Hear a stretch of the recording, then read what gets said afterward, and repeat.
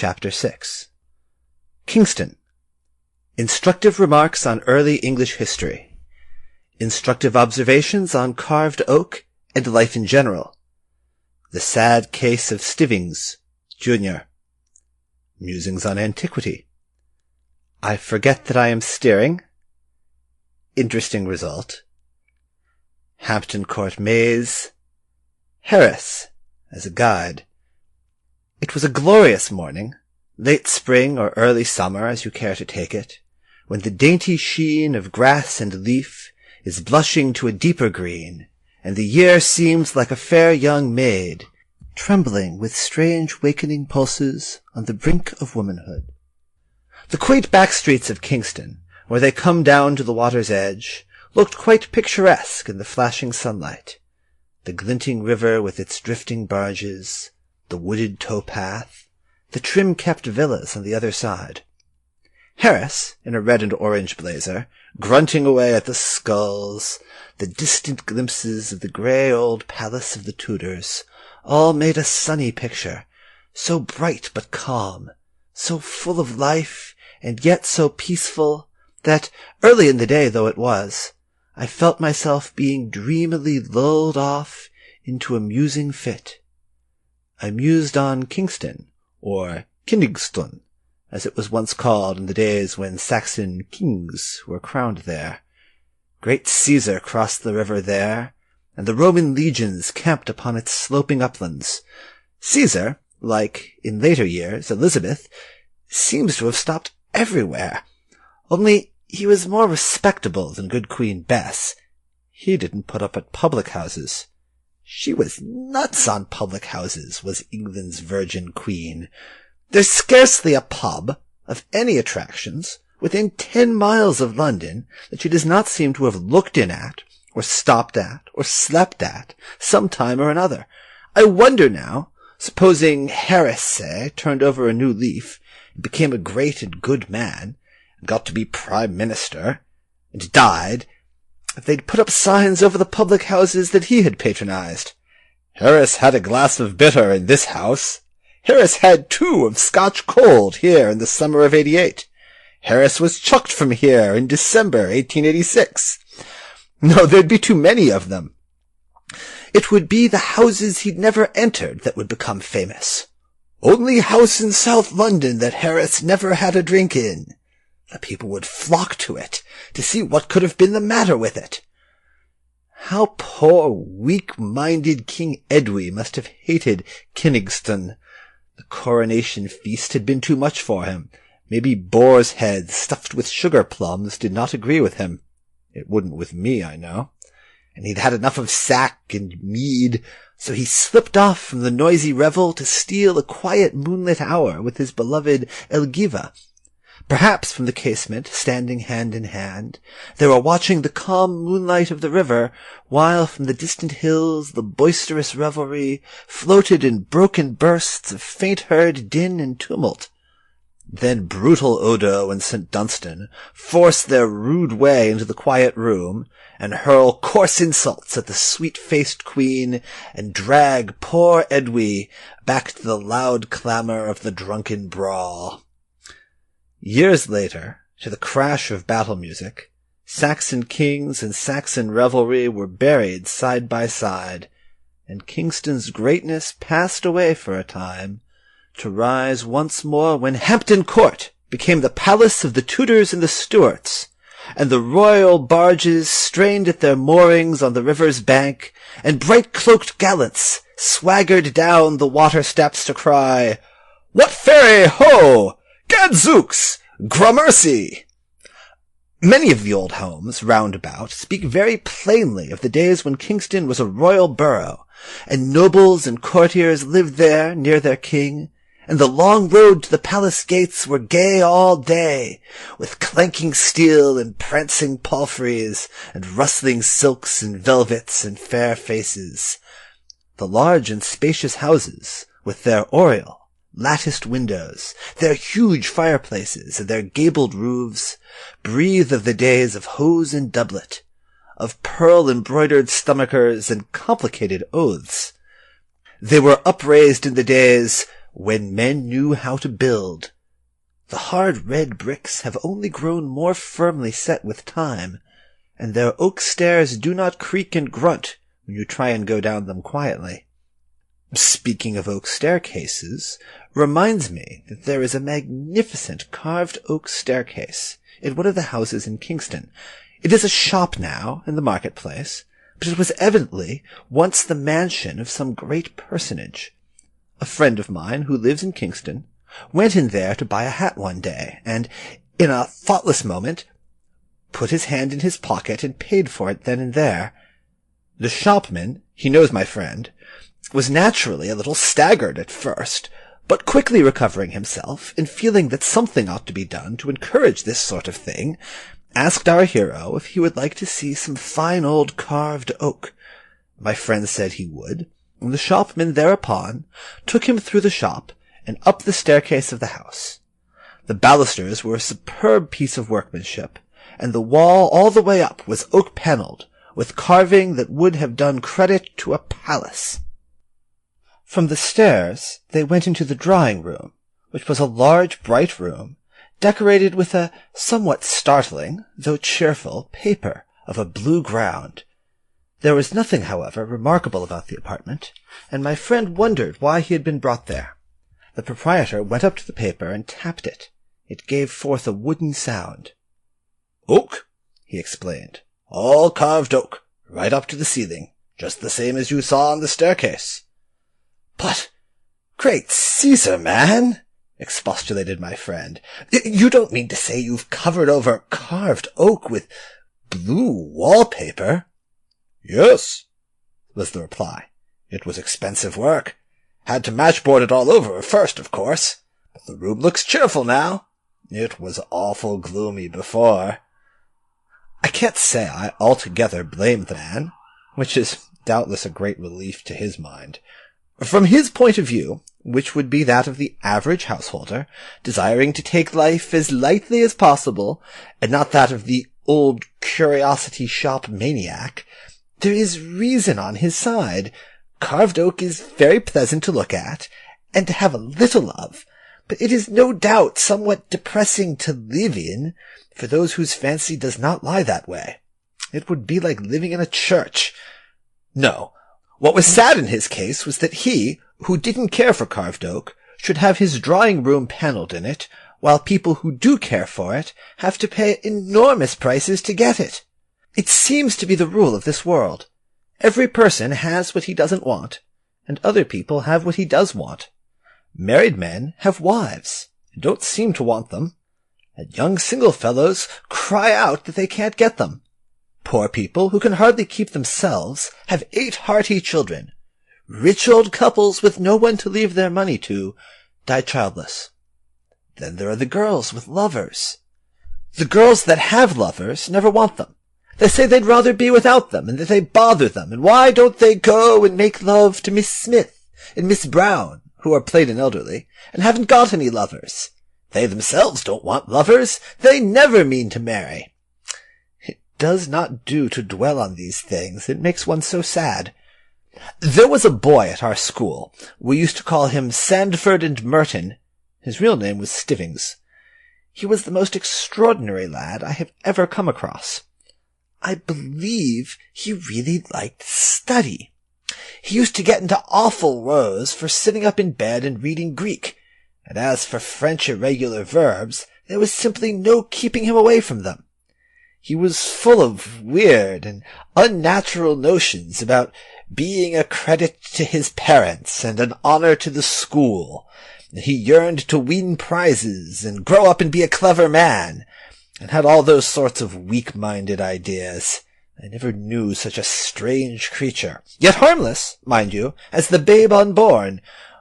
Well, that boy used to get ill about twice a week so that he couldn't go to school. There was never such a boy to get ill as that Sandford and Merton. If there was any known disease going within 10 miles of him, he had it, and had it badly. He would take bronchitis in the dog days, and have hay fever at Christmas. After a 6 weeks' period of drought, he would be stricken down with rheumatic fever. and he would go out in a November fog and come home with the sunstroke. They put him under laughing gas one year, poor lad, and drew out all his teeth, and gave him a false set, because he suffered so terribly with toothache. Then it turned to neuralgia and earache. He was never without a cold, except once, for 9 weeks, when he had the scarlet fever, and he always had chilblains. During the great cholera scare of 1871, our neighborhood was singularly free of it. There was only one reputed case in the whole parish, and that case was young Stivings. He had to stop in bed when he was ill, and eat chicken and custards and hothouse grapes. He would lie there and sob because they wouldn't let him do Latin exercises, and took his German grammar away from him. And we other boys, who would have sacrificed 10 terms of our school life for the sake of being ill for a day, and had no desire whatever to give our parents any excuse for being stuck up about us, couldn't catch so much as a stiff neck. We fooled about in draughts, and it did us good and freshened us up. And we took things to make us sick, and they made us fat and gave us an appetite. Nothing we could think of seemed to make us ill until the holidays began. Then, on the breaking up day, we caught colds and whooping cough and all kinds of disorders, which lasted until the term recommenced, when, in spite of everything we could maneuver to the contrary, we would suddenly get well again and be better than ever. Such is life, and we are but grass that is cut down and put into the oven and baked. To go back to the carved oak question, they must have had very fair notions of the artistic and the beautiful, our great-grandfathers. Why, all our art treasures of the today are only the dug-up commonplaces of 300 or 400 years ago. I wonder if there is real intrinsic beauty in the old soup plates, beer mugs, and candle snuffers that we prize so now, or if it is only the halo of age glowing around them that gives them their charms in our eyes. The old blue that we hang about our walls as ornaments were the common everyday household utensils of a few centuries ago, and the pink shepherds and the yellow shepherdesses that we hand round now for all our friends to gush over and pretend they understand were the unvalued mantle ornaments that the mother of the 18th century would have given the baby to suck when he cried. Will it be the same in the future? Will the prized treasures of today always be the cheap trifles of the day before? Will rows of our willow-patterned dinner plates be ranged above the chimney-pieces of the great in the year 2000 and odd? Will the white cups with gold rims and beautiful gold flower inside, species unknown, that our Sarah Janes now break in sheer light-heartedness of spirit, be carefully mended and stood upon a bracket, and dusted only by the lady of the house? That china dog that ornaments the bedroom of my furnished lodgings, it is a white dog, its eyes blue, its nose is a delicate red with spots, its head is painfully erect, its expression is amiability carried to the verge of imbecility. I do not admire it myself. Considered as a work of art, I may say it irritates me. Thoughtless friends jeer at it, and even my landlady herself has no admiration for it, and excuses its presence by the circumstance that her aunt gave it to her. But in 200 years' time, it is more than probable that the dog will be dug up from somewhere or other, minus its legs, and with its tail broken, and will be sold for old china, and put in a glass cabinet, and people will pass it round and admire it. They will be struck by the wonderful depth of colour on the nose, and speculate as to how beautiful the bit of the tail that is lost no doubt was. We, in this age, do not see the beauty of that dog. We are too familiar with it. It is like the sunset and the stars. We are not awed by their loveliness because they are common in our eyes. So it is with the china dog. In 2288, people will gush over it. The making of such dogs will have become a lost art. Our descendants will wonder at how we did it, and say how clever we were. We shall be referred to lovingly as those grand old artists that flourished in the 19th century and produced those china dogs. The sampler that the eldest daughter did at school would be spoken of as tapestry of the Victorian era, and be almost priceless. The blue and white mugs of the present-day roadside inn will be hunted up all cracked and chipped, and sold for their weight in gold, and rich people will use them for claret cups, and travellers from Japan will buy up all the presents from Ramsgate and souvenirs of Margate that may have escaped destruction, and take them back to Jedo as ancient English curios. At this point, Harris threw down the sculls, got up and left his seat, and sat on his back, and stuck his legs in the air. Montmorency howled and turned a somersault, and the top hamper jumped up, and all the things came out. I was somewhat surprised, but did not lose my temper. I said, pleasantly enough, "Hello, what's that for?" "What's that for? Why—" Now, on second thought, I will not repeat what Harris said.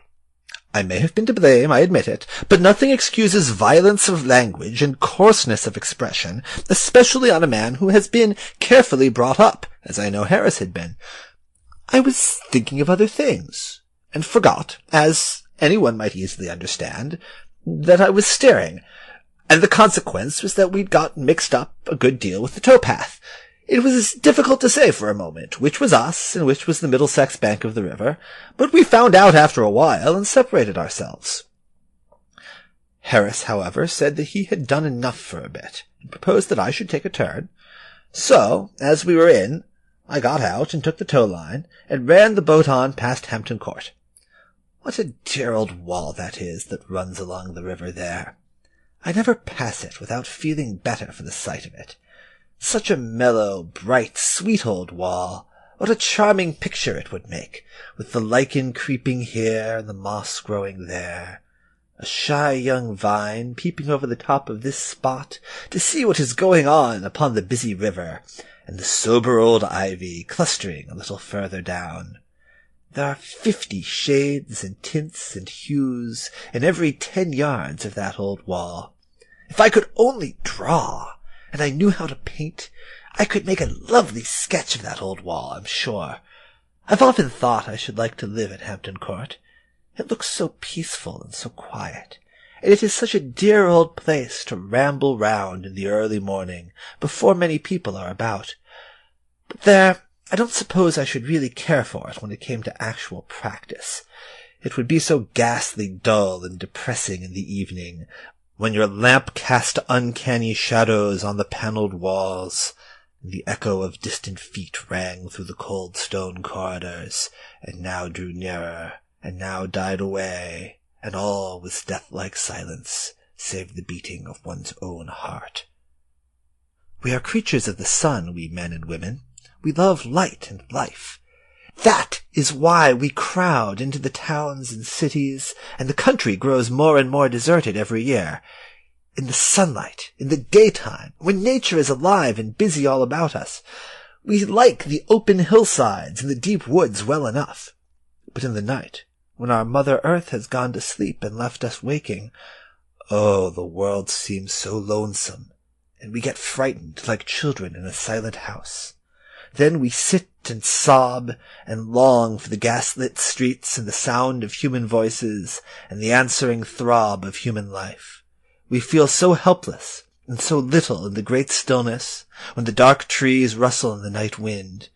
There are so many ghosts about, and their silent sighs make us feel so sad.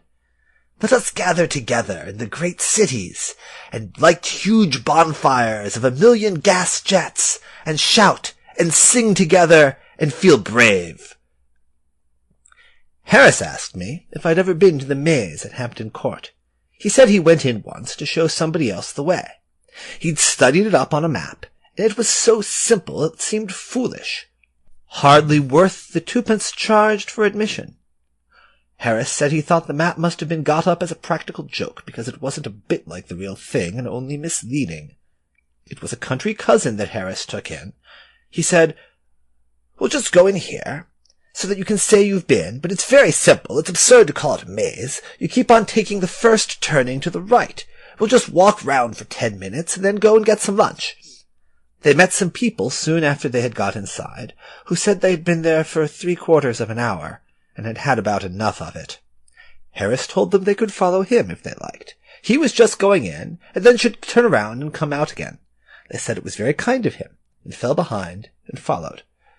They picked up various other people who wanted to get it over as they went along, until they had absorbed all the persons in the maze, people who'd given up all hopes of ever getting either in or out, or of ever seeing their home and friends again, plucked up courage at the sight of Harris and his party, and joined the procession, blessing him. Harris said he should judge there must have been 20 people following him in all, and one woman with a baby, who'd been in there all morning, insisted on taking his arm for fear of losing him. Harris kept on turning to the right, but it seemed a long way, and his cousin said he supposed it was a very big maze. "Oh, one of the largest in Europe," said Harris. "Yes, it must be," replied the cousin, "because we've walked a good 2 miles already." Harris began to think it rather strange himself, but he held on until, at last, they passed the half of a penny bun on the ground that Harris's cousin swore he had noticed there 7 minutes ago. Harris said, "Oh, impossible!" But the woman with the baby said, "Not at all," as she herself had taken it from the child and thrown it down there just before she met Harris. She also added that she wished she'd never met Harris, and expressed an opinion that he was an impostor. This made Harris mad, and he produced his map and explained his theory.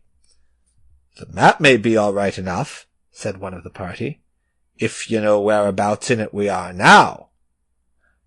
Harris didn't know, and suggested the best thing to do would be to go back to the entrance and begin again. For the beginning again part, there was not much enthusiasm, but with regards to the advisability of going back to the entrance, there was complete unanimity, and so they turned and trailed after Harris again in the opposite direction. About 10 minutes more passed, and then they found themselves in the center. Harris thought at first of pretending that that was what he had been aiming at, but the crowd looked dangerous, and he decided to treat it like an accident. Anyhow, they had got something to start from then. They did know where they were, and the map was once more consulted, and the thing seemed simpler than ever, and off they started for the 3rd time. And 3 minutes later they were back at the center again. After that they simply couldn't get anywhere else. Whatever way they turned brought them back to the middle. It became so regular at length that some of the people stopped there, and waited for the others to take a walk round and come back to them. Harris drew out his map again, after a while, but the sight of it only infuriated the mob, and they told him to go and curl his hair with it. Harris said that he couldn't help feeling that, to a certain extent, he had become unpopular. They all got crazy at last, and sang out for the keeper, and the man came and climbed up the ladder outside and shouted out directions to them. But all their heads were, by this time, in such a confused whirl that they were incapable of grasping anything, and so the man told them to stop where they were, and he would come to them. They huddled together and waited, and he climbed down and came in. He was a young keeper, as luck would have it, and new to the business, and when he got in, he couldn't find them, and he wandered about trying to get to them, and then he got lost. They caught sight of him every now and then, rushing about the other side of the hedge, and he would see them, and rush to get to them, and they would wait there for about 5 minutes, and then he would reappear again in exactly the same spot, and ask them where they had been. They had to wait till one of the old keepers came back from his dinner before they got out. Harris said he thought it a very fine maze, so far as he was a judge, and we agreed that we would try to get George to go into it on our way back. End of Chapter 6. Recording by Vinny Tesla. Other audiobooks and writing available at vinnytesla.com.